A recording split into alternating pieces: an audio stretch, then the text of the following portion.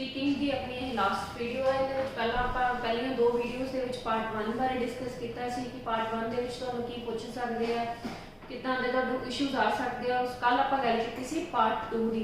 Part 2 के पूछणगे, कितना prepare करना है और किहड़ियां मिसटेक्स नूं अवॉइड करना अपना बैंड स्कोर गुड अचीव करने के लिए।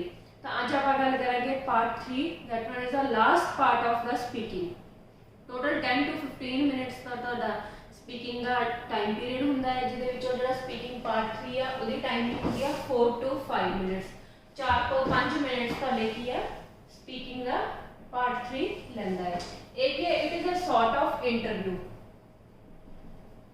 इंटरव्यू आप किद्दां कह सकते हैं, क्योंकि इहदे जिहड़ा एग्जामिनर आ वो तुहानूं क्वेश्चन पूछूगा और जिहड़े स्टूडेंट्स ने उहदे आंसर्स देने हैं। जिस तरह पार्ट 2 दे विच की सीगा जस्ट स्टूडेंट ही उहदे बोलदा है। एक मिनट उन्हें प्रिपेयर करना अपना टॉपिक, उन्हें नोट्स बनाने और नैक्सट जो 2 मिनट आ वो स्टूडेंट्स ने ही बोलना है। उन्हें एग्जामिनर ने तुहानूं इंटरप्ट नहीं करना, उन्हें तुहानूं कोई क्वेश्चनिंग नहीं करनी, कुछ उन्हें तुहानूं कहना नहीं, जस्ट तुसीं बोलना, तुहाडी रिकॉर्डिंग होनी है। बट पार्ट 3 दे विच इदां नहीं है। पार्ट 3 दे विच जिहड़ा एग्जामिनर आ वो तुहानूं क्वेश्चनिंग करूगा और तुसीं आंसर्स देने हैं। सो इसलिए अपन कह सकते हैं कि it is a sort of an interview. Next इहदे विच तुहानूं एग्जामिनर कुछ प्रिडिक्ट करने लई कहूगा, कोई सिचुएशन दूगा या कुछ भी कुछ एनालाइज करने लई कहूगा, कंपेयर करने लई कहूगा, तुहाडा कोई प्रेजेंट का या पास्ट का कोई एक्सपीरियंस है उन्होंने कुछ कंपेयर करने लई कहूगा, अपनी ओपीनियन देने लई कहूगा कि अगर तुसीं किसी चीज़ को कंपेयर किया, फॉर एग्जाम्पल उन्होंने तुहानूं पूछ लिया को एजुकेशन के रिलेटेड पूछा कि तुसीं उस चीज़ बारे तुहाडी की ओपीनियन आ कि तुसीं उस चीज़ को प्रैफर करते हो को एजुकेशन को, यस और नो, उस चीज़ का कंपैरिजन पूछूगा। फिर उस तो बाद तुहानूं पूछ सकदा वट इज़ योर ओपीनियन, तुसीं की सोचते हो इहदे बारे की आ, तुहानूं फ्यूचर के विच तुसीं इस चीज़ बारे गल करनी है कि हाँ फ्यूचर टाइम के विच आंसर देना कि हाँ इस चीज़ का बेनीफिट होगा, मेरा व्यू यह है। कोई टैक्नोलॉजी नाल रिलेटेड गल हो सकती है, कोई एजुकेशन नाल रिलेटेड आ, वेज ऑफ एजुकेशन आ, उन्होंने तुहानूं एनालाइज करने कहता कि हाँ उनका की तुहानूं पहलां किद्दां दे सी उहनूं तुसीं किद्दां देखदे हो या उन्हां तुसीं प्रेजेंट नाल किद्दां कंपेयर करदे हो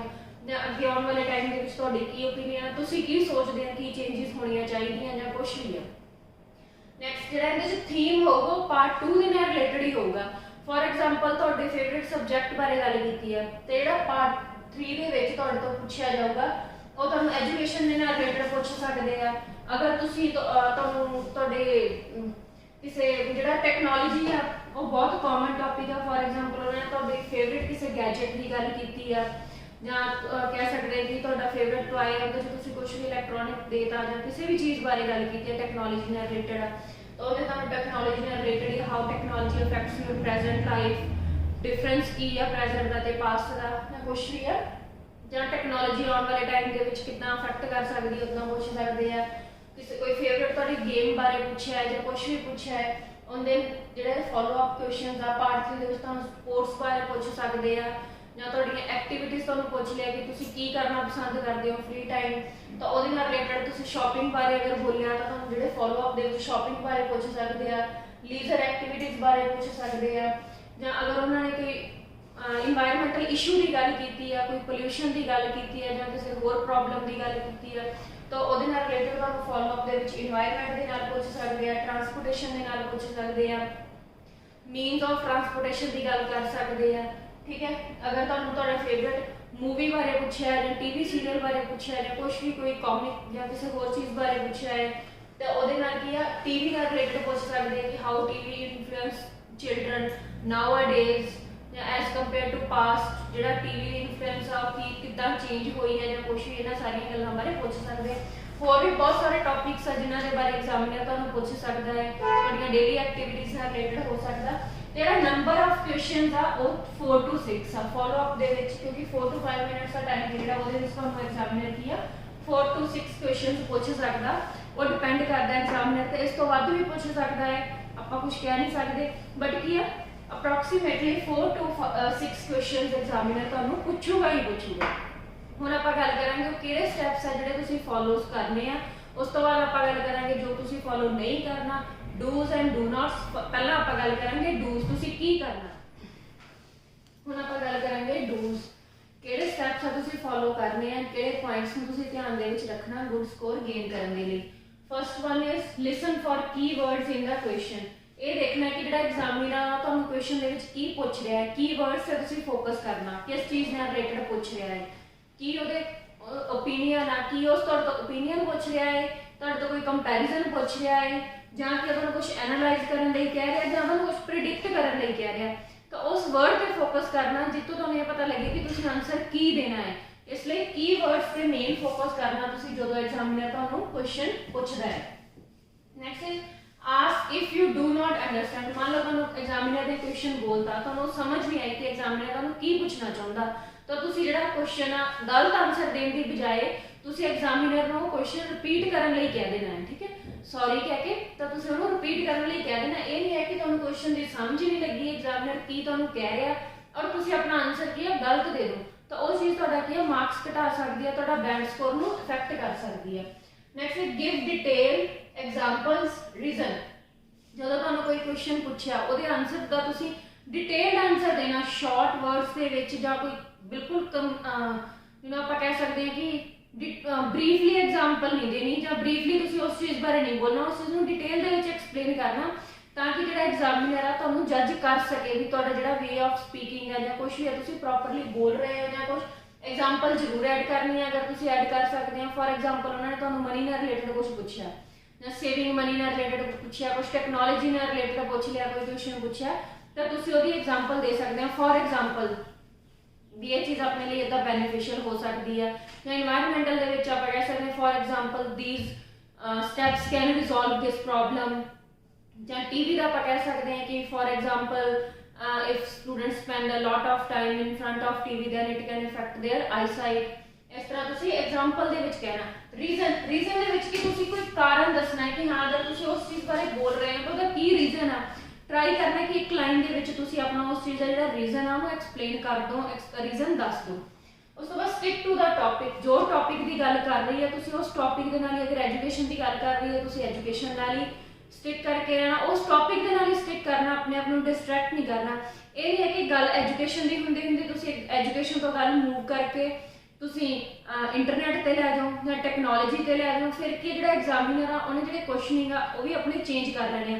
ਫਿਰ ਤੁਹਾਨੂੰ ਟੈਕਨੋਲੋਜੀ ਨਾਲ ਪੁੱਛੂਗਾ ਜਾਂ ਕਿਸੇ ਹੋਰ ਤੁਸੀਂ ਟੌਪਿਕ ਤੇ ਅਗਰ ਤੁਸੀਂ ਡਿਸਟਰੈਕਟ ਹੋ ਗਿਆ ਤਾਂ ਤੁਹਾਨੂੰ ਕੁਐਸਚਨਿੰਗ ਉਹਦੇ ਅਕੋਰਡਿੰਗ ਹੋਊਗੀ। ਇਸ ਲਈ ਟਰਾਈ ਕਰਨਾ ਕਿ ਤੁਸੀਂ ਉਸ ਟੌਪਿਕ ਤੇ ਹੀ ਸਟਿਕ ਕਰਨਾ, ਆਪਣੇ ਆਪ ਨੂੰ ਡਿਸਟਰੈਕਟ ਨਹੀਂ ਕਰਨਾ, ਕੋਈ ਇਦਾਂ ਦਾ ਆਨਸਰ ਨਹੀਂ ਦੇਣਾ ਜਿਹੜਾ ਤੁਹਾਨੂੰ ਕਿ ਉਸ ਚੀਜ਼ ਤੋਂ ਤੁਹਾਨੂੰ ਸਾਈਡ ਤੇ ਲੈ ਜਾਏ, ਤੁਹਾਡਾ ਜਿਹੜਾ ਵੇ ਆਫ ਟਾਕਿੰਗ ਆ ਜਾਂ ਵੇ ਆਫ ਸਪੀਕਿੰਗ ਆ ਉਹ ਚੇਂਜ ਹੋ ਜਾਏ ਔਰ ਤੁਸੀਂ ਥੋੜਾ ਜਿਹਾ ਸਲਿਪ ਆਫ ਟੰਗ ਦੇ ਕਰਕੇ ਜਾਂ ਕੁਝ ਵੀ ਕਹਿ ਲਓ ਕਿ ਤੁਸੀਂ ਪਹਿਲਾਂ ਸੋਚਿਆ ਨਹੀਂ ਜਾਂ ਕੁਝ ਵੀ ਆ ਉਹਦੇ ਕਰਕੇ ਤੁਸੀਂ ਆਪਣੇ ਟੌਪਿਕ ਤੋਂ ਸਾਈਡ ਤੇ ਹੋ ਗਿਆ, ਆਫ ਟੌਪਿਕ ਹੋ ਗਿਆ, ਇਹ ਚੀਜ਼ ਨਹੀਂ ਕਰਨੀ। Next think you will do well. ਇਹ ਇੰਪੋਰਟੈਂਟ ਪਾਰਟ ਹੈਗਾ, ਇੰਪੋਰਟੈਂਟ ਤੁਹਾਡੇ ਲਈ ਸਟੈਪ ਹੈਗਾ ਕਿ ਤੁਸੀਂ ਇਹ ਸੋਚਣਾ ਕਿ ਤੁਸੀਂ ਵਧੀਆ ਕਰ ਸਕਦੇ ਹੋ, ਕਿਉਂਕਿ ਆਇਲਸ ਹੈ ਕੀ ਆ, ਜਸਟ ਤੁਹਾਡੀ ਨੌਲੇਜ ਹੀ ਚੈੱਕ ਹੋਣੀ ਹੈ, ਇਹਦੇ ਵਿੱਚ ਪ੍ਰੋਫੀਸ਼ੀਐਂਸੀ ਚੈੱਕ ਹੋਣੀ ਹੈ ਕਿ ਤੁਸੀਂ ਕਿੱਦਾਂ ਬੋਲਦੇ ਹੋ, ਕੀ ਬੋਲ ਰਹੇ ਹੋ। ਸਿਰਫ ਇੱਕ ਤੁਹਾਡੀ ਜਿਹੜੀ ਕੀ ਆ ਕਿਸੇ ਲੈਂਗੁਏਜ ਦੇ ਉੱਪਰ ਤੁਹਾਡੀ ਕੀ ਕਮਾਂਡ ਆ ਉਹੀ ਚੈੱਕ ਹੋਣੀ ਆ।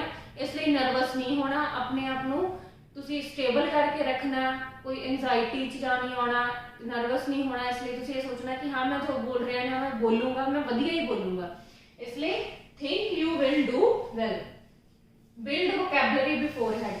ਜਿਸ ਤਰ੍ਹਾਂ ਮੈਂ ਤੁਹਾਨੂੰ ਦੱਸਿਆ ਕਿ ਜਿਹੜਾ ਪਾਰਟ 2 ਦੇ ਨਾਲ ਰਿਲੇਟਡ ਜਿਹੜੀ ਤੁਹਾਡੀ ਕੁਐਸਚਨਿੰਗ ਹੋਊਗੀ, ਇਸ ਲਈ ਤੁਸੀਂ ਆਪਣੀ ਪਹਿਲਾਂ ਦੀ ਵੋਕੈਬ ਉਹਦੇ ਅਕੋਰਡਿੰਗ ਤੁਸੀਂ ਪ੍ਰਿਪੇਅਰ ਕਰਕੇ ਰੱਖਣੀ ਹੈ ਕਿ ਅਗਰ ਤੁਹਾਨੂੰ ਐਜੂਕੇਸ਼ਨ ਨਾਲ ਰਿਲੇਟਡ ਪੁੱਛਿਆ ਜਾਂਦਾ ਤਾਂ ਤੁਸੀਂ ਕੀ ਵੋਕੈਬਲਰੀ ਯੂਜ਼ ਕਰਨੀ ਆ, ਅਗਰ ਤੁਹਾਨੂੰ ਕੋਈ এনवायरमेंटल ਇਸ਼ੂਜ਼ ਬਾਰੇ ਪੁੱਛਿਆ ਜਾ ਰਿਹਾ ਤਾਂ ਉਹਦੇ ਬਾਰੇ ਆ, ਅਗਰ ਟ੍ਰੈਫਿਕ ਨਾਲ ਰਿਲੇਟਡ ਪੁੱਛਿਆ ਜਾ ਰਿਹਾ, ਟਰਾਂਸਪੋਰਟੇਸ਼ਨ ਦੇ ਨਾਲ ਪੁੱਛਿਆ ਜਾ ਰਿਹਾ ਜਾਂ ਕਿਸੇ ਵੀ ਟੌਪਿਕ ਦੇ ਨਾਲ ਪੁੱਛਿਆ ਜਾ ਰਿਹਾ, ਉਹਦੇ ਵਿੱਚ ਤੁਸੀਂ ਆਪਣੀ ਜਿਹੜੀ ਵੋਕੈਬਲਰੀ ਆ ਪਹਿਲਾਂ ਤੋਂ ਹੀ ਪ੍ਰਿਪੇਅਰ ਕਰਕੇ ਰੱਖਣੀ ਆ। ਜਦੋਂ ਤੁਹਾਨੂੰ ਅਸੈਸ ਕਰਨਾ ਹੈ ਐਗਜ਼ਾਮੀਨਰ ਨੇ ਵੀ ਹਾਂ ਤੁਹਾਡੀ ਜਿਹੜੀ ਸਕੋਰਿੰਗ ਦੇਣੀ ਆ ਉਹਦੇ ਵਿੱਚ ਤੁਹਾਡੀ ਗ੍ਰਾਮਰ ਉਹਨੇ ਦੇਖਣੀ ਆ, ਤਾਂ ਤੁਸੀਂ ਕਿੱਦਾਂ ਗ੍ਰਾਮਰ ਯੂਜ਼ ਕਰ ਰਹੇ ਹੋ, ਟੈਂਸ ਸਹੀ ਯੂਜ਼ ਕਰ ਰਹੇ ਹੋ, ਨਹੀਂ ਯੂਜ਼ ਕਰ ਰਹੇ, ਉਸ ਚੀਜ਼ ਨਾਲ ਤੁਹਾਡੀ ਪ੍ਰੋਨਾਂਸੀਏਸ਼ਨ ਚੈੱਕ ਕਰਨੀ ਆ ਕਿ ਜੋ ਤੁਸੀਂ ਬੋਲ ਰਹੇ ਆ ਉਹ ਐਗਜ਼ਾਮੀਨਰ ਨੂੰ ਸਮਝ ਆ ਰਿਹਾ ਜਾਂ ਨਹੀਂ ਆ ਰਿਹਾ, ਫਲੂਐਂਸੀ ਚੈੱਕ ਕਰਨੀ ਹੈ ਔਰ ਕੋਹਰੈਂਸ ਚੈੱਕ ਕਰਨੀ ਹੈ ਕਿ ਜੋ ਤੁਸੀਂ ਬੋਲ ਰਹੇ ਹੋ ਪ੍ਰੋਪਰਲੀ ਹੈ ਜਾਂ ਸਾਰਾ ਕੁਝ। ਇਹ ਜਿਹੜੇ 4 ਪੁਆਇੰਟਸ ਦੇ ਬੇਸ ਤੇ ਤੁਹਾਡੀ ਜਿਹੜੀ ਕੀ ਆ ਮਾਰਕਿੰਗ ਹੋਣੀ ਆ, ਸਕੋਰਿੰਗ ਹੋਣੀ ਆ। ਇਸ ਲਈ ਤੁਸੀਂ ਆਪਣਾ ਜਿਹੜੀ ਵੋਕੈਬਲਰੀ ਆ ਉਹਦੇ ਤੇ ਵੀ ਪ੍ਰੋਪਰਲੀ ਪਹਿਲਾਂ ਤੁਸੀਂ ਪ੍ਰਿਪੇਅਰ ਕਰਨਾ ਹੈ, ਇੰਟਰਸਟਿੰਗ ਵਰਡਸ ਯੂਜ਼ ਕਰਨੇ ਆਪਣੇ ਆਪ ਨੂੰ ਐਕਸਪਲੇਨ ਕਰਨ ਲਈ, ਸਮਟਾਈਮਸ ਕੀ ਹੁੰਦਾ ਕਿ ਸਟੂਡੈਂਟਸ ਨੂੰ ਆਨਸਰ ਪਤਾ ਹੁੰਦਾ ਮੈਂ ਕੀ ਬੋਲਣਾ, ਬਟ ਕੀ ਉਹਨਾਂ ਕੋਲੇ ਵਰਡਸ ਹੀ ਨਹੀਂ ਹੁੰਦੇ ਕਿ ਉਸ ਚੀਜ਼ ਨੂੰ ਐਕਸਪਲੇਨ ਕਿੱਦਾਂ ਕਰ ਸਕਣ। ਉਸ ਚੀਜ਼ ਨੂੰ ਤੁਸੀਂ ਪਹਿਲਾਂ ਆਪਣੇ ਆਪ ਨੂੰ ਰੈਡੀ ਕਰਨਾ, ਪ੍ਰੈਕਟਿਸ ਕਰਨੀ ਆ, ਪ੍ਰੈਕਟਿਸ ਬਹੁਤ ਜ਼ਰੂਰੀ ਆ। ਔਰ ਤੁਸੀਂ ਆਪਣੀ ਰਿਕਾਰਡਿੰਗ ਕਰਨੀ ਆ, ਸਾਰਾ ਕੁਝ ਤੁਸੀਂ ਆਪਣਾ ਧਿਆਨ 'ਚ ਰੱਖਣਾ, ਪ੍ਰੈਕਟਿਸ ਜ਼ਰੂਰੀ ਆ। ਪ੍ਰੈਕਟਿਸ ਤੋਂ ਬਿਨਾਂ ਤੁਸੀਂ ਗੁੱਡ ਸਕੋਰ ਨਹੀਂ ਗੇਨ ਕਰ ਸਕਦੇ। ਨੈਕਸਟ ਹੈਗੀ ਆ relate questions to own life. ਜਿਹੜੇ ਤੁਹਾਨੂੰ ਕੁਐਸਚਨ ਫੋਲੋ ਅਪ ਦੇ ਵਿੱਚ ਪੁੱਛੇ ਗਏ ਆ ਉਹਨਾਂ ਨੂੰ ਤੁਸੀਂ ਆਪਣੀ ਪਰਸਨਲ ਲਾਈਫ ਦੇ ਨਾਲ ਜਾਂ ਜੋ ਤੁਸੀਂ ਉਸ ਚੀਜ਼ ਨੂੰ ਐਕਸਪੀਰੀਅੰਸ ਕੀਤਾ ਆਪਣੀ ਲਾਈਫ ਦੇ ਵਿੱਚ ਉਹਦੇ ਨਾਲ ਰਿਲੇਟ ਕਰਨ ਦੀ ਕੋਸ਼ਿਸ਼ ਕਰਨੀ ਆ। ਉਹਦੇ ਨਾਲ ਇੱਕ ਤਾਂ ਤੁਹਾਡੇ ਜਿਹੜੇ ਆਨਸਰ ਆ ਨੈਚੁਰਲ ਲੱਗਣਗੇ, ਦੂਸਰਾ ਮਿਸਟੇਕਸ ਦੀ ਪ੍ਰੋਬਲਮ ਬਹੁਤ ਘੱਟ ਹੋਊਗੀ ਕਿਉਂਕਿ ਜੋ ਚੀਜ਼ ਤੁਹਾਡੇ ਨਾਲ ਪਹਿਲਾਂ ਹੋ ਚੁੱਕੀ ਆ ਤਾਂ ਤੁਹਾਨੂੰ ਪਤਾ ਹੈ ਕਿ ਉਹ ਚੀਜ਼ ਪਾਸਟ ਦੇ ਵਿੱਚ ਹੋਈ ਆ। ਤਾਂ ਤੁਸੀਂ ਟਰਾਈ ਕਰਨਾ ਕਿ ਉਸ ਚੀਜ਼ ਨੂੰ ਆਪਣੇ ਐਕਸਪੀਰੀਅੰਸ ਨਾਲ ਰਿਲੇਟ ਕਰੋ ਔਰ ਤੁਹਾਡਾ ਜਿਹੜਾ ਟੈਂਸ ਆ ਉਹਦੇ ਅਕੋਰਡਿੰਗ ਤੁਸੀਂ ਆਪਣੇ ਆਪ ਗ੍ਰਾਮੈਟੀਕਲ ਮਿਸਟੇਕਸ ਘੱਟ ਕਰੋਗੇ। ਜਾਂ ਤੁਸੀਂ ਕੁਝ ਸੋਚਿਆ ਹੋਇਆ ਫਿਊਚਰ ਦੇ ਵਿੱਚ ਸਟੱਡੀ ਨਾਲ ਰਿਲੇਟਡ ਤੁਹਾਨੂੰ ਪੁੱਛ ਲਿਆ ਜਾਂ ਤੁਹਾਡੇ ਜੌਬ ਦੇ ਨਾਲ ਕੁਝ ਪੁੱਛ ਲਿਆ ਤਾਂ ਉਸ ਚੀਜ਼ ਬਾਰੇ ਤੁਸੀਂ ਸੋਚਿਆ ਹੋਇਆ ਤਾਂ ਤੁਹਾਨੂੰ ਪਤਾ ਹੈ ਕਿ ਉਹ ਚੀਜ਼ ਤੁਸੀਂ ਆਉਣ ਵਾਲੇ ਟਾਈਮ ਦੇ ਵਿੱਚ ਕਰਨੀ ਹੈ ਤਾਂ ਉਸ ਚੀਜ਼ ਨੂੰ ਤੁਸੀਂ ਉਹਦੇ ਅਕੋਰਡਿੰਗ ਬੋਲੋਗੇ। ਤਾਂ ਇਹ ਜਿਹੜਾ ਤੁਹਾਡਾ ਰਿਲੇਟ ਕਰਨਾ ਆਪਣੀ ਲਾਈਫ ਦੇ ਨਾਲ ਉਹ ਚੀਜ਼ ਬਹੁਤ ਬੈਨੀਫੀਸ਼ੀਅਲ ਹੋ ਸਕਦੀ ਹੈ। Next is divide up answers. For example ਤੁਹਾਨੂੰ ਕਿਸੇ ਚੀਜ਼ ਦੇ ਇਫੈਕਟਸ ਪੁੱਛ ਲਏ ਆ ਕਿ ਇਹ ਚੀਜ਼ ਕਿੱਦਾਂ ਇਫੈਕਟ ਕਰ ਰਿਹਾ ਜਾਂ ਕੁਛ ਵੀ ਹੈ ਤਾਂ ਆਪਣੇ ਤੁਸੀਂ ਆਨਸਰ ਨੂੰ ਪਾਰਟਸ ਦੇ ਵਿੱਚ ਡਿਵਾਈਡ ਕਰਨਾ। ਤੁਸੀਂ ਕਹਿ ਸਕਦੇ there are several problems, there are 3 main problems, there are different ways, there are 4 main priorities. ਤਾਂ ਇਦਾਂ ਕਰਕੇ first of all, second reason is this, thirdly, at last next reason is this, next effect is this. ਤਾਂ ਇਸ ਚੀਜ਼ ਜਦੋਂ ਤੁਸੀਂ ਆਪਣੇ answer ਨੂੰ ਇਦਾਂ ਡਿਵਾਈਡ ਕਰਕੇ ਬੋਲੋਗੇ ਤਾਂ ਉਹ ਚੀਜ਼ ਵੀ ਵਧੀਆ ਇਫੈਕਟ ਪਾਉਂਦਾ ਐਗਜ਼ਾਮੀਨਰ ਤੇ। ਔਰ ਦੂਸਰੀ ਗੱਲ ਐਗਜ਼ਾਮੀਨਰ ਨੂੰ ਸਮਝ ਆਉਂਦੀ ਕਿ ਹਾਂ ਕਿ ਸਟੂਡੈਂਟ ਨੂੰ ਇਸ ਚੀਜ਼ ਦੇ ਉੱਪਰ ਲੈਂਗੁਏਜ ਦੇ ਉੱਪਰ ਕਮਾਂਡ ਹੈ, ਇਸ ਲਈ ਇਹ ਆਪਣੀਆਂ ਜਿਹੜੀਆਂ ਇਸ਼ੂਜ਼ ਆ ਜਾਂ ਪ੍ਰੋਬਲਮਸ ਆ ਜਾਂ ਕੁਝ ਵੀ ਚੀਜ਼ਾਂ ਹੈਗੀਆਂ ਉਹਨਾਂ ਨੂੰ ਡਿਵਾਈਡ ਕਰਕੇ ਬੋਲ ਰਿਹਾ ਹੈ। ਤਾਂ ਜਿਹੜਾ ਤੁਹਾਡਾ ਇੱਕ ਡਿਫਰੈਂਸ ਆ ਇੱਕ ਪੁਆਇੰਟ ਤੋਂ ਦੂਸਰੇ ਪੁਆਇੰਟ ਦੇ ਵਿੱਚ ਉਹ ਕਲੀਅਰਲੀ ਐਕਸਪਲੇਨ ਹੋ ਜਾਊਗਾ ਕਿ ਤੁਸੀਂ ਕੀ ਕਹਿਣਾ ਚਾਹ ਰਹੇ ਹੋ ਜਾਂ ਤੁਸੀਂ ਕੀ ਕਹਿ ਰਹੇ ਹੋ। Next is use models. Models ਤੁਸੀਂ ਯੂਜ਼ ਕਰਨੇ ਆ, ਸਟੂਡੈਂਟਸ ਬਹੁਤ ਘੱਟ ਯੂਜ਼ ਕਰਦੇ ਆ। ਮੋਡਲਸ ਦੇ ਵਿੱਚ ਕੀ ਆ ਜਾਂਦਾ, ਕੈਨ, ਕੁਡ, ਸ਼ੁੱਡ, ਇਦਾਂ ਤੁਸੀਂ ਜਿਹੜੇ ਕਿ ਮੋਡਲਸ ਆਪਣੇ ਯੂਜ਼ ਕਰਨੇ ਆ ਸਪੀਕਿੰਗ ਦੇ ਵਿੱਚ। ਮੇ, ਮਾਈਟ, ਇਹ ਸਾਰੀਆਂ ਚੀਜ਼ਾਂ ਤੁਸੀਂ ਯੂਜ਼ ਕਰਨਾ ਤੇ ਆਪਣੀ ਜਿਹੜੀ ਸਪੀਕਿੰਗ ਨੂੰ ਇਫੈਕਟਿਵ ਬਣਾਉਣਾ ਹੈ। ਠੀਕ ਹੈ। Next last one is learn opinion. Opinion ਜਦੋਂ ਤੁਸੀਂ ਦੇਣੀ ਆ ਇਹਦੇ ਵਿੱਚ ਸਟੂਡੈਂਟਸ ਕੀ ਕਰਦੇ ਆ, ਆਈ ਥਿੰਕ ਸੋ। ਹਰ ਕੁਐਸਚਨ ਦਾ ਆਨਸਰ ਉਹ ਦਿੰਦੇ ਆ ਆਈ ਥਿੰਕ ਸੋ। ਇਹ ਚੀਜ਼ ਕੀ ਹੈ, ਜਦੋਂ ਤੁਸੀਂ ਵਰਡ ਆਈ ਥਿੰਕ ਨੂੰ ਓਵਰਲੀ ਯੂਜ਼ ਕਰਦੇ ਆ, ਰਿਪੀਟਡਲੀ ਯੂਜ਼ ਕਰਦੇ ਹੋ ਤਾਂ ਇਹ ਚੀਜ਼ ਬੋਰਿੰਗ ਲੱਗਦੀ ਆ ਔਰ ਤੁਹਾਡਾ ਮਾਰਕਸ ਕੀ ਆ ਉਹਦੇ ਨਾਲ ਡਾਊਨ ਜਾਂਦੇ ਆ, ਜਿਹੜੀ ਤੁਹਾਡੀ ਸਕੋਰਿੰਗ ਆ ਉਹ ਘਟ ਜਾਂਦੀ ਆ। ਤੁਸੀਂ ਇਹਦੇ ਵਿੱਚ ਕੀ ਕਰਨਾ, it seems to me that I agreed ਜੋ ਕੁਛ ਵੀ ਹੈ, ਠੀਕ ਹੈ, ਤੁਸੀਂ ਯੂਜ਼ ਕਰਨਾ। ਇਟ ਅਪੀਅਰਸ ਟੂ ਮੀ ਜਾਂ ਇਹਨਾਂ ਤੁਸੀਂ ਇਦਾਂ ਡਿਫਰੈਂਟ ਲਾਈਨਸ ਨੂੰ ਡਿਫਰੈਂਟ ਵਰਡਸ ਨੂੰ ਯੂਜ਼ ਕਰਨਾ ਤਾਂ ਕਿ ਜਿਹੜੀ ਤੁਸੀਂ ਆਪਣੀ ਸਪੀਕਿੰਗ ਨੂੰ ਇਫੈਕਟਿਵ ਬਣਾ ਸਕੋ। Last thing is practice. ਮੈਂ ਕਹੂੰਗੀ ਪ੍ਰੈਕਟਿਸ ਜਿੰਨੀ ਜ਼ਿਆਦਾ ਤੋਂ ਜ਼ਿਆਦਾ ਹੋ ਸਕਦੀ ਹੈ ਤੁਸੀਂ ਕਰੋ। ਜਦੋਂ ਵੀ ਤੁਸੀਂ ਸਪੀਕਿੰਗ ਦਾ ਪਾਰਟ 2 ਪ੍ਰਿਪੇਅਰ ਕਰਨਾ ਜਾਂ ਉਹਦੇ ਨਾਲ ਰਿਲੇਟਡ ਜੋ ਵੀ ਤੁਹਾਡੇ ਕੋਲੇ ਕੁਐਸਚਨਸ ਹੈ ਨੇ ਉਹਨਾਂ ਦੀ ਪ੍ਰੈਕਟਿਸ ਜ਼ਰੂਰ ਕਰੋ ਤਾਂ ਕਿ ਨਾਲ ਦੀ ਨਾਲ ਤੁਹਾਨੂੰ ਇਹਨਾਂ ਚੀਜ਼ਾਂ ਦਾ ਪਤਾ ਲੱਗੇ ਕਿ ਤੁਸੀਂ ਕਿੱਦਾਂ ਆਨਸਰ ਦੇਣਾ, ਕੀ ਤੁਹਾਡੀਆਂ ਪ੍ਰੋਬਲਮਸ ਆ ਸਕਦੀਆਂ। ਹੁਣ ਆਪਾਂ ਗੱਲ ਕਰਾਂਗੇ ਡੂ ਨੋਟਸ। ਤੁਸੀਂ ਕੀ ਫੋਲੋ ਨਹੀਂ ਕਰਨਾ। ਹੁਣ ਆਪਾਂ ਗੱਲ ਕਰਾਂਗੇ ਡੂ ਨੋਟਸ। ਉਹ ਕਿਹੜੇ ਸਟੈਪਸ ਆ ਜਾਂ ਜਿਹੜੇ ਕਿਹੜੇ ਪੁਆਇੰਟਸ ਆ ਜਿਨ੍ਹਾਂ ਨੂੰ ਤੁਸੀਂ ਅਵੋਇਡ ਕਰਨਾ ਸਪੀਕਿੰਗ ਦੇ ਵਿੱਚ ਜੋ ਤੁਹਾਡੇ ਬੈਂਡ ਸਕੋਰ ਨੂੰ ਘਟਾ ਸਕਦੇ ਆ। First one is memorise answer. ਇਹ ਮੈਂ ਤੁਹਾਨੂੰ ਪਾਰਟ 1 ਦੇ ਵਿੱਚ ਵੀ ਦੱਸਿਆ ਸੀ, ਪਾਰਟ 2 ਦੇ ਵਿੱਚ ਵੀ ਦੱਸਿਆ ਸੀ ਕਿ ਜਿਹੜੇ ਆਨਸਰ ਆ ਉਹਨਾਂ ਨੂੰ ਤੁਸੀਂ ਯਾਦ ਨਹੀਂ ਕਰਨਾ, ਕ੍ਰੈਮ ਨਹੀਂ ਕਰਨਾ, ਰੱਟਾ ਨਹੀਂ ਲਗਾਉਣਾ। ਮੰਨ ਲਓ ਤੁਸੀਂ ਕੋਈ ਆਨਸਰ ਆ ਯਾਦ ਕੀਤਾ ਹੋਇਆ, ਉਹਦਾ ਤੁਸੀਂ ਰੱਟਿਆ ਰਟਾਇਆ ਆਨਸਰ ਐਗਜ਼ਾਮੀਨਰ ਨੂੰ ਦੇਤਾ, ਜਿਹੜਾ ਤੁਹਾਡਾ ਵੇ ਆਫ ਸਪੀਕਿੰਗ ਆ ਉਹ ਐਗਜ਼ਾਮੀਨਰ ਨੂੰ ਫੇਕ ਲੱਗਾ ਜਾਂ ਐਗਜ਼ਾਮੀਨਰ ਨੂੰ ਲੱਗਾ ਕਿ ਇਹ ਚੀਜ਼ ਇਹਨੇ ਕ੍ਰੈਮ ਕੀਤੀ ਹੋਈ ਆ ਤਾਂ ਉਹਨੇ ਕੀ ਆਪਣਾ ਜਿਹੜਾ ਟੌਪਿਕ ਆ ਉਹ ਚੇਂਜ ਕਰ ਦੇਣਾ, ਜਿਹੜਾ ਕੁਐਸਚਨਿੰਗ ਦਾ ਟੌਪਿਕ ਆ ਉਹ ਚੇਂਜ ਕਰ ਦੇਣਾ। ਹੋ ਸਕਦਾ ਉਹ ਜਿਸ ਚੀਜ਼ ਤੇ ਅੱਗੇ ਮੂਵ ਕੀਤਾ ਉਹ ਜ਼ਿਆਦਾ ਕੰਪਲਿਕੇਟਡ ਹੋਵੇ, ਉਸ ਚੀਜ਼ ਲਈ ਤੁਸੀਂ ਪ੍ਰਿਪੇਅਰ ਨਾ ਹੋ ਤਾਂ ਓਬਵੀਅਸ ਗੱਲ ਹੈ ਕਿ ਫਿਰ ਸਟੂਡੈਂਟ ਨਰਵਸ ਹੋ ਜਾਂਦੇ ਆ। ਇਸ ਲਈ ਤੁਹਾਨੂੰ ਦੱਸਿਆ ਡੂਜ਼ ਦੇ ਵਿੱਚ ਵੀ ਆਪਾਂ ਗੱਲ ਕੀਤੀ ਕਿ ਜੋ ਕੁਐਸਚਨਸ ਨੇ ਜੋ ਆਨਸਰ ਨੇ ਉਹਨਾਂ ਨੂੰ ਜਿਹੜੀ ਆਪਣੀ ਰੀਅਲ ਲਾਈਫ ਦੇ ਨਾਲ ਤੁਸੀਂ ਰਿਲੇਟ ਕਰਨਾ ਸਿੱਖੋ ਤਾਂ ਕਿ ਜਿਹੜੀਆਂ ਪ੍ਰੋਬਲਮਸ ਆ ਇਹਨਾਂ ਨੂੰ ਘੱਟ ਤੋਂ ਘੱਟ ਤੁਸੀਂ ਫੇਸ ਕਰੋ ਤਾਂ ਕਿ ਜਿਹੜਾ ਐਗਜ਼ਾਮੀਨਰ ਆ ਉਸੇ ਚੀਜ਼ ਤੇ ਹੀ ਫੋਕਸ ਕਰੇ ਜੋ ਤੁਹਾਡਾ ਟਾਸਕ 2 ਸੀ ਉਹਦੇ ਨਾਲ ਰਿਲੇਟਡ ਹੀ ਕੁਐਸਚਨਸ ਤੁਹਾਨੂੰ ਪੁੱਛੇ। ਇਸ ਲਈ ਆਨਸਰ ਨੂੰ ਬਿਲਕੁਲ ਹੀ ਯਾਦ ਨਹੀਂ ਕਰਨਾ, ਰੱਟੇ ਨਹੀਂ ਲਗਾਉਣੇ ਕਿ ਆਪਣਾ ਨੈਚੁਰਲ ਵੇ ਦੇ ਵਿੱਚ ਤੁਸੀਂ ਨਿਊਟਰਲ ਵੇ ਦੇ ਵਿੱਚ ਤੁਸੀਂ ਆਪਣੇ ਆਨਸਰ ਦੇਣੇ ਆ। Do not worry if you mistake. For example ਤੁਸੀਂ ਕੋਈ ਵੀ ਆਨਸਰ ਦੱਸ ਦਿੰਦੇ ਤੁਸੀਂ ਡਿਸਟਰੈਕਟ ਹੋ ਗਏ ਹੋ ਜਾਂ ਤੁਸੀਂ ਕੋਈ ਮਿਸਟੇਕ ਕਰਤੀ ਹੈ। ਫॉर एग्जांपल ਤੁਸੀਂ ਪ੍ਰੈਜ਼ੈਂਟ ਟੈਂਸ ਦੇ ਵਿੱਚ ਗੱਲ ਕਰਨੀ ਸੀ, ਤੁਸੀਂ ਉਹਦੀ ਜਗ੍ਹਾ ਫਿਊਚਰ ਟੈਂਸ ਯੂਜ਼ ਕਰ ਲਿਆ, ਜਾਂ ਪਾਸਟ ਟੈਂਸ ਦੀ ਗੱਲ ਕਰਨੀ ਸੀ, ਉਹਦੀ ਜਗ੍ਹਾ ਪ੍ਰੈਜ਼ੈਂਟ ਟੈਂਸ ਯੂਜ਼ ਕਰ ਲਿਆ। ਤਾਂ ਇਹ ਨਹੀਂ ਹੈ ਕਿ ਤੁਸੀਂ ਉੱਥੇ ਹੀ ਰੁਕ ਜਾਓ ਔਰ ਜਿਹੜਾ ਅੱਗੇ ਵਾਲਾ ਆਨਸਰ ਉਹ ਤੁਸੀਂ ਕੰਪਲੀਟ ਹੀ ਨਾ ਕਰੋ। ਨਹੀਂ, ਅਗਰ ਜਿੱਥੇ ਤੁਸੀਂ ਮਿਸਟੇਕ ਕਰਤੀ ਉਸ ਚੀਜ਼ ਨੂੰ ਉੱਥੇ ਹੀ ਲੀਵ ਕਰਕੇ ਤੁਸੀਂ ਅੱਗੇ ਮੂਵ ਕਰ ਜਾਣਾ, ਤਾਂ ਕਿ ਜਿਹੜਾ ਆਨਸਰ ਆ ਉਹ ਤੁਸੀਂ ਆਪਣਾ ਕੰਪਲੀਟ ਕਰ ਸਕੋ। ਵੀ ਇਹ ਨਹੀਂ ਹੈਗਾ ਕਿ ਉਸੇ ਪ੍ਰੋਬਲਮ ਨੂੰ ਲੈ ਕੇ ਤੁਸੀਂ ਨਰਵਸ ਹੋ ਜਾਓ ਔਰ ਆਪਣੀ ਸਪੀਕਿੰਗ ਦੇ ਉੱਪਰ ਬੈਡ ਇਫੈਕਟ ਤੁਸੀਂ ਪਾ ਲਓ ਖੁਦ ਹੀ। Next go off topic. ਆਪਾਂ ਪਹਿਲਾਂ ਗੱਲ ਕੀਤੀ ਹੈ ਕਿ ਆਪਣੇ ਟੌਪਿਕ ਦੇ ਨਾਲ ਸਟਿਕ ਕਰਕੇ ਰਹਿਣਾ, do not go off topic, ਆਪਣੇ ਟੌਪਿਕ ਤੋਂ ਬਾਹਰ ਨਹੀਂ ਜਾਣਾ। ਜਿਸ ਚੀਜ਼ ਬਾਰੇ ਗੱਲ ਕਰ ਰਹੀ ਹੈ ਜਾਂ ਜੋ ਤੁਹਾਨੂੰ ਪੁੱਛਿਆ ਗਿਆ ਹੈ ਤੁਸੀਂ ਉਸੇ ਚੀਜ਼ ਨਾਲ ਹੀ ਸਟਿਕ ਕਰਕੇ ਰਹਿਣਾ, ਉਸੇ ਚੀਜ਼ ਤੇ ਹੀ ਫੋਕਸ ਕਰਨੀ ਹੈ। ਯੂਜ਼ ਟੂ ਮੈਨੀ ਇਦਾਂ ਹੀ ਪੌਜ਼ ਨਹੀਂ ਲੈਣੇ। ਜਿੱਦਾਂ ਫॉर एग्जांपल ਤੁਹਾਨੂੰ ਟੀਚਰ ਨੇ ਕੋਈ ਕੁਐਸਚਨ ਪੁੱਛਿਆ, ਤੁਸੀਂ ਆਈ ਥਿੰਕ ਸੋ, ਐਸ ਪਰ ਮਾਈ ਓਪੀਨੀਅਨ, ਇਹਨਾਂ ਪੁਆਇੰਟਸ ਨੂੰ ਤੁਸੀਂ ਇਹਨਾਂ ਦੇ ਪੌਜ਼ ਲੈਣੇ ਹੋ, ਕਰਦੇ ਆ, ਇਹਨਾਂ ਚੀਜ਼ਾਂ ਨੂੰ ਤੁਸੀਂ ਅਵੋਇਡ ਕਰਨਾ। ਇੱਕ ਤਾਂ ਉਹ ਚੀਜ਼ ਕਿ ਤੁਹਾਡੀ ਜਿਹੜਾ ਟਾਈਮ ਪੀਰੀਅਡ ਲਿਮਿਟਡ ਹੀ ਇਹਦੇ ਵਿੱਚ 4 to 5 minutes the time period ਹੈ। ਐਗਜ਼ਾਮੀਨਰ ਕੋਲ ਹੋਰ ਵੀ ਬਹੁਤ ਸਾਰੇ ਸਟੂਡੈਂਟਸ ਹੋਣੇ, ਉਹਨਾਂ ਦੀ ਸਪੀਕਿੰਗ ਲੈਣੀ ਆ, ਤਾਂ ਇਸ ਚੀਜ਼ ਨਾਲ ਤੁਹਾਡਾ ਰਿਕਾਰਡਿੰਗ ਦੇ ਵਿੱਚ ਵੀ ਬਹੁਤ ਇਫੈਕਟ ਮਾੜਾ ਪੈਂਦਾ ਹੈ। ਜਦੋਂ ਦੁਬਾਰਾ ਸੁਣਦੇ ਆ ਤਾਂ ਉਸ ਤੋਂ ਪਤਾ ਚੱਲਦਾ ਕਿ ਜਿਹੜੀ ਤੁਹਾਡੀ ਫਲੂਐਂਸੀ ਉਹ ਪ੍ਰੋਪਰ ਨਹੀਂ ਹੈਗੀ ਜਾਂ ਤੁਹਾਡੀ ਇੰਗਲਿਸ਼ ਦੇ ਉੱਪਰ ਕਮਾਂਡ ਨਹੀਂ ਹੈਗੀ।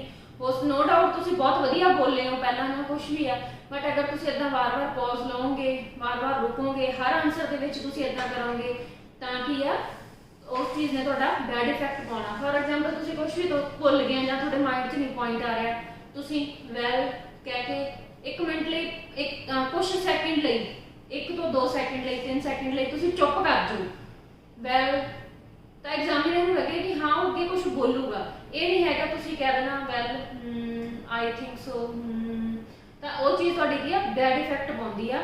ਤੁਸੀਂ ਇਦਾਂ ਦੀ ਕੋਈ ਅਨਨੈਸੈਸਰੀ ਵੌਇਸ ਨਹੀਂ ਕੱਢਣੀ ਕਿ ਐਗਜ਼ਾਮੀਨਰ ਦੇ ਸਾਹਮਣੇ ਜਾਂ ਕੁਝ ਵੀ ਆ। ਕਾਮ ਰਹਿਣ ਦੀ ਕੋਸ਼ਿਸ਼ ਕਰਨਾ, ਨਰਵਸ ਨਹੀਂ ਹੋਣਾ।